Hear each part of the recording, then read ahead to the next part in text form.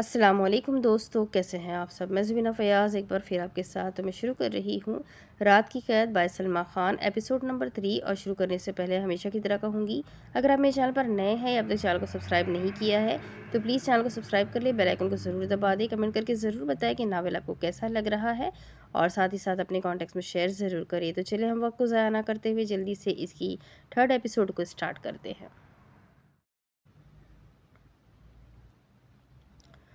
پھپھو، کیا آپ باہر نہیں آئیں گی؟ ہمیں بھائی کی بارات لے کر جانی ہے، آپ ساتھ چلیں گی نا؟ آرزو اور حیا فریدہ بیگم کے کمرے میں آئی تھی جب وہ جانماز پر بیٹھی تسبیح ہاتھ میں اٹھائے کوئی ورد کر رہی تھی۔ انہوں نے شفقت بھری نظروں سے دونوں کو دیکھا اور پھر نرم اور شائستہ آواز میں کہا، میں ضرور ساتھ چلتی اگر یہ رشتہ حقیقت پر بنا ہوتا۔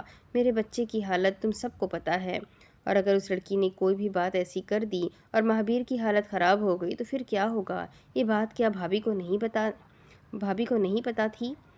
میں بس چاہتی ہوں میرا بچہ خوش رہے۔ اتنے سالوں میں اس نے جو تکلیف سہی ہے، میرا کلیجہ پھٹ جاتا ہے جب میں اسے اس حالت میں دیکھتی ہوں۔ کیا تم لوگوں کو لگتا ہے اس کی حالت تھی کہ اس کی شادی کروائی جاتی؟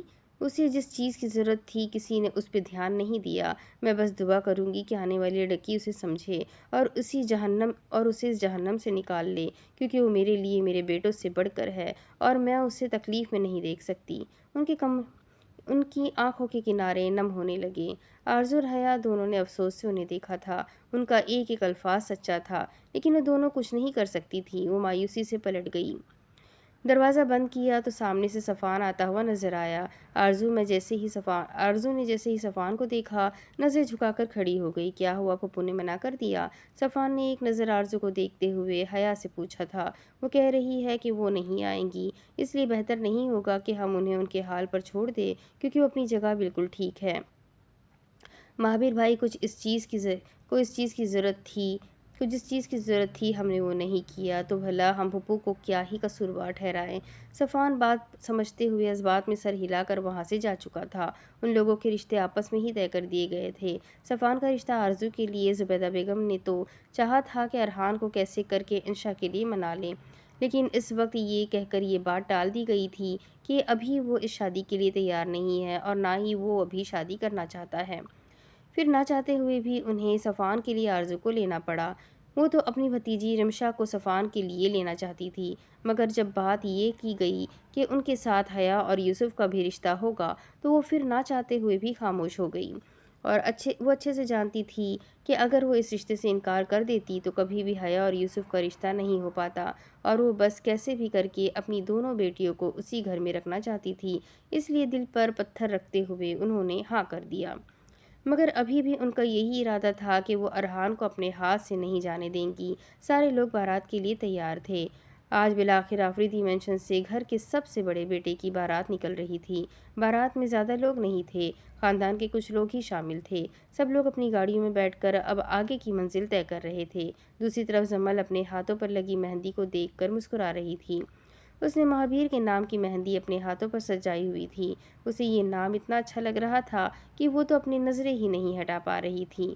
اس کی ماں بھائی اور اس کے ماتھے پر شفقت سے بوسہ دیا، اور پھر اس کی خالہ بھی آ کر اسے دعائیں دے کر وہاں سے باہر کی طرف بڑھ گئی تھی۔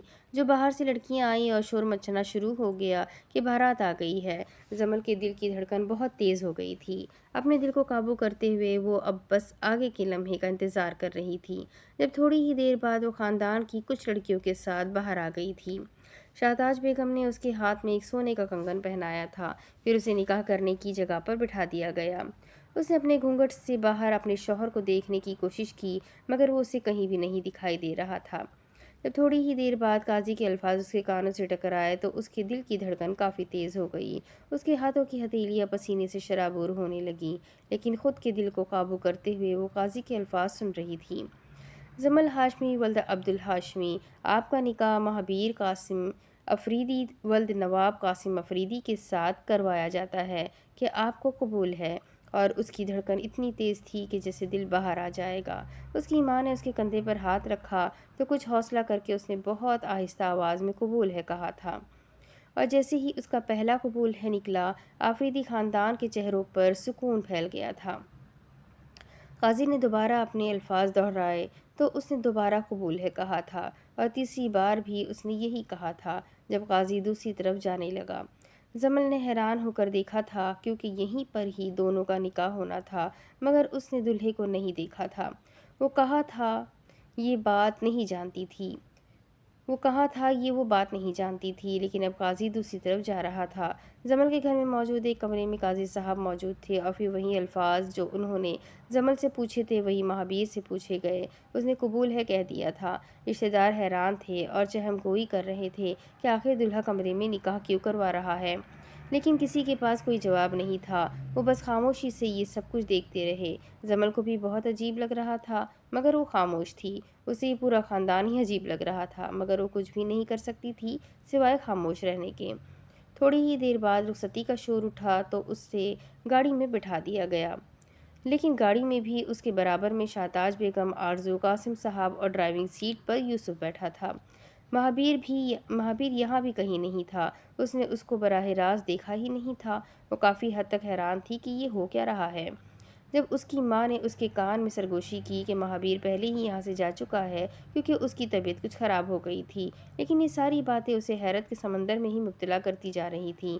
بہت مشکل سے خود پر قابو کرتے ہوئے وہ اپنی ماں کے گھر سے دعائیں لے کر نکلی تھی۔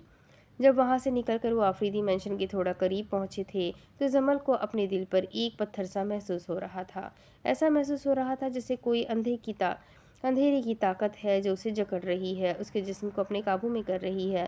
ایک دم اس نے اپنا سینہ مسلا تھا، اس کو سانس لینے میں مسئلہ ہو رہا تھا۔ آرزو نے جو اپنی بھابھی کی حالت دیکھی تو اپنی ماں کو متوجہ کیا۔ یوسف نے جلدی سے پانی کی بوتل اپنی بھابھی کی طرف بڑھائی تھی۔ شہتاج بیگم نے اس کا گھونگھٹ اٹھا دیا تھا تاکہ اسے تھوڑی سی ہوا لگ سکے۔ پانی پینے کے بعد تھوڑی دیر میں وہ اپنی سانس بحال کر چکی تھی۔ اس کے ساتھ ایسا کبھی بھی نہیں ہوا تھا، پہلی بار یہ سب کچھ ہو رہا تھا، اور وہ حیران تھی کہ یہ کیا ہو رہا ہے۔ جب گاڑی کا دروازہ کھلا تو وہ حیرانی سے اس گھر کو دیکھنے لگی۔ اسے تو محسوس بھی نہیں ہوا تھا کہ وہ لوگ پہنچ گئے ہیں۔ جب اس نے اپنا قدم گاڑی سے باہر نکالا تو پھولوں کی بارش اس کے اوپر ہوئی تھی۔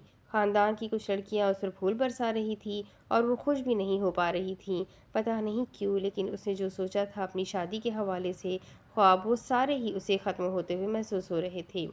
جب اسے ڈرائنگ روم میں بٹھایا گیا تو خاندان کی عورتیں آگے آ کر اس پر پیسے وار کر جا رہی تھیں۔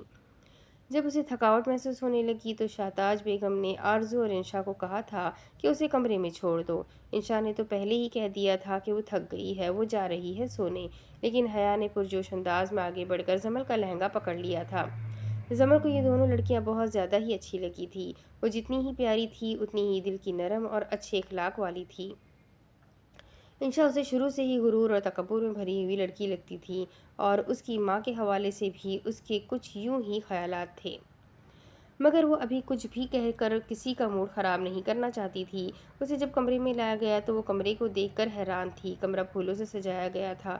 وہ کمرہ کم کوئی بادشاہ کا شاہی حجرہ زیادہ لگ رہا تھا۔ وہ بہت زیادہ ہی خوبصورت تھا۔ وہ جس خاندان سے آئی تھی اس نے کبھی اتنا بڑا کمرہ نہیں دیکھا تھا۔ آرزو نے اسے بیڈ پر بٹھایا اور اس کا لہنگا پورے بیڈ پر پھیلا دیا۔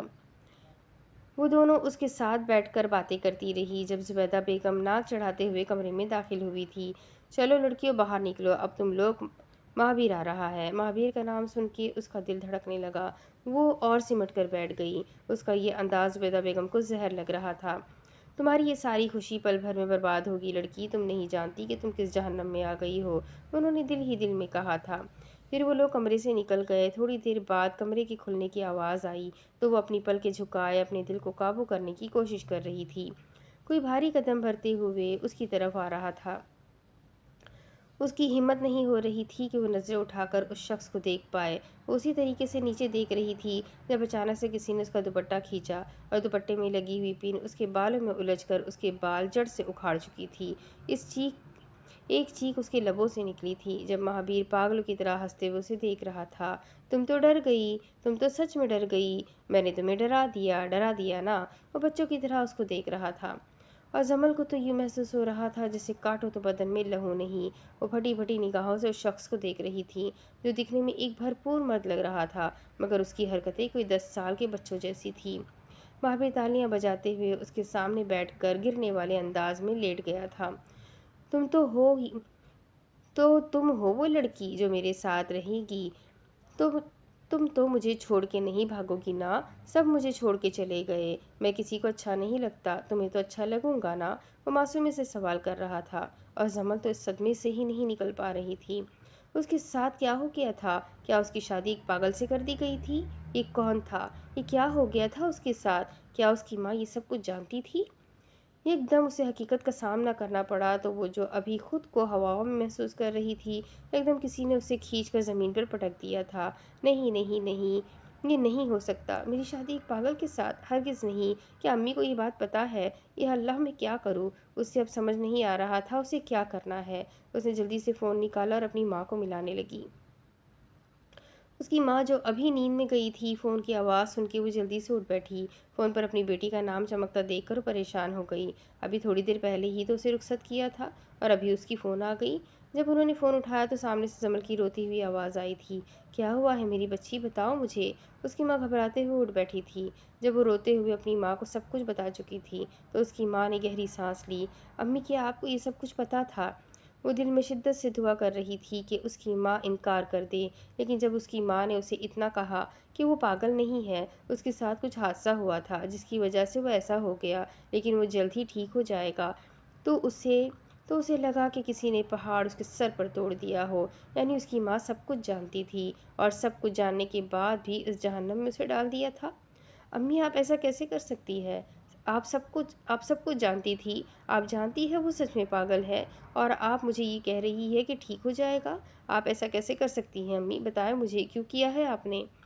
वो हिचकियों के साथ रोना शुरू हो गई थी। बेटा, तुम जानती हो इतने बड़े घर से रिश्ता आया था और मैं तो तुम्हें हमेशा खुश देखना चाहती हूँ और आबाद। और जब इतने बड़े घर का रिश्ता आया तो मैं भला क्यों इनकार करती। वो बच्चा बिल्कुल ठीक है, बस उस हादसे की वजह से ये ऐसा हो गया है, लेकिन वो जल्दी ठीक हो जाएगा, इसलिए सब्र के साथ।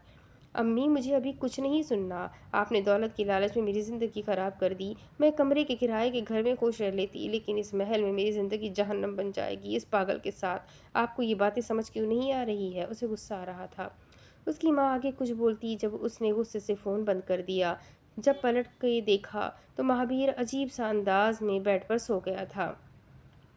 उसे एकदम अपने नसीब पर रोना आया था। उसने कभी भी अल्लाह से शिकायत नहीं की थी कि उसके पास ये क्यों नहीं है, वो क्यों नहीं है, लेकिन आज उसका दिल शिद्दत से चाह रहा था कि वो शिकायत करे। यह एकदम अपने कपड़े तब्दील करके महावीर के ऊपर चादर डालकर बेड के कोने पर लेट गई थी। नींद तो आंखों से कोसों दूर थी। वो रोती जा रही थी अपने नसीब पर, आखिर उसके साथ क्या हो गया था। वो समझ ही नहीं पा रही थी और कब रोते रोते उसकी आंख लग गई उसे पता तक नहीं चला। नींद की देवी उस पर मेहरबान हो गई और वो नींद की आगोश में चली गई। सुबह की पहली किरण उस घर में एक अजीब सा सन्नाटा लाई थी। जमल ने जब अपनी आंख खोली तो कुछ पल के लिए तो वो समझ ही नहीं पाई कि वो है कहाँ।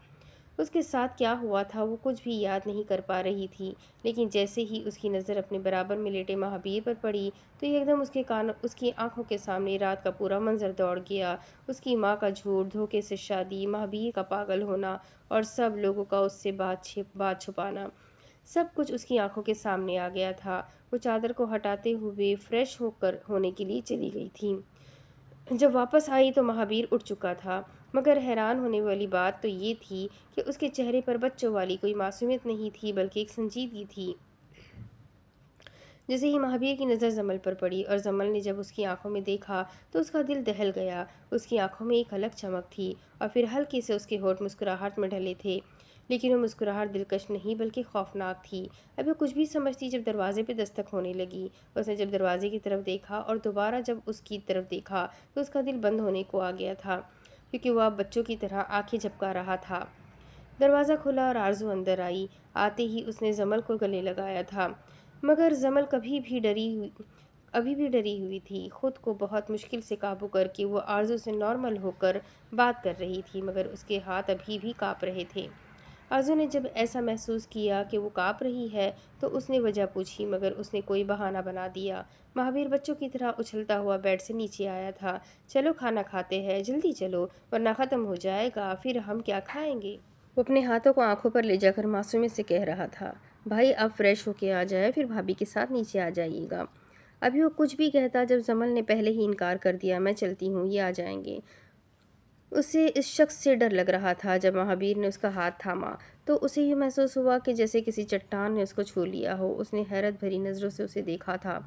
ہم ساتھ چلیں گے، چلو گی نا میرے ساتھ، چلو گی نا؟